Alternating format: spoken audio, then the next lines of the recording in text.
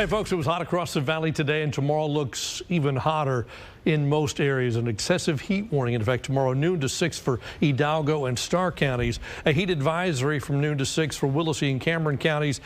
Basically, it's going to be hot for everybody. The temperature, actual temperature, may be a little warmer in the west, but humidity will be a little higher in the east. So ultimately, it's going to feel like anywhere from 110 to 120 degrees tomorrow afternoon. That's kind of off the chart. So that is why these warnings are in effect. So do limit your time outside. Find some cold water to drink if you have to be outside for any length of time. It's going to be a hot afternoon across the area. This is where we are right now. Everybody's in the 80s, 84 at the beach, 84 in McAllen and Edinburgh, 87 still in Rio Grande City. And in the humidity right now, it feels like it's in the low 90s. So it's even warm out there as we speak. But look at tomorrow's highs. These are actual air temperatures, anywhere from 90 at the beach to 98, 99 Harlingen and Brownsville, 100 Raymondville, then warmer than that as you go west. So again, heat index values topping 110 across a lot of the valley tomorrow. It's going to be about as hot as it gets here.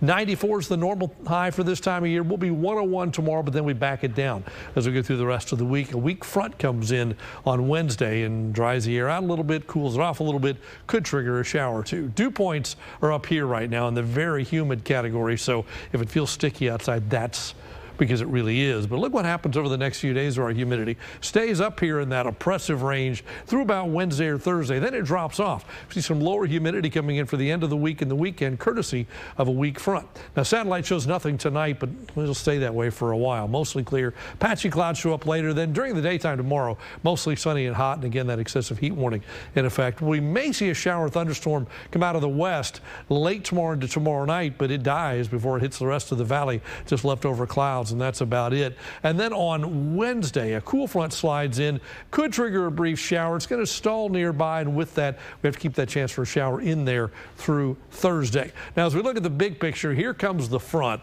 It's about halfway through Texas by tomorrow evening. And then by Wednesday, it kind of sneaks into the area, triggers some showers and storms. Most of them stay away from us, but Wednesday night and Thursday, that front stalls very close by, eventually pushes down to the south.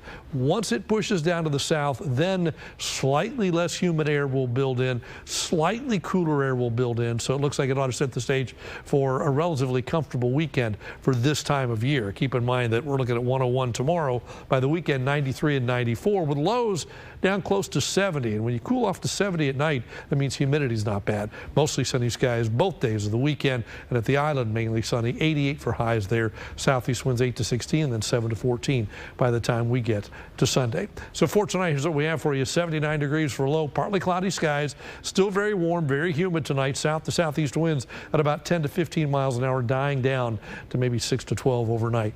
And then tomorrow, mostly sunny, very hot. Heat index values of at least 107 to 115. I think parts of the area may see closer to 120 in terms of the heat index. South-southeast winds about 5 to 10 miles an hour. Here we go. Your first 1-5 AccuWeather forecast for the next 7 days.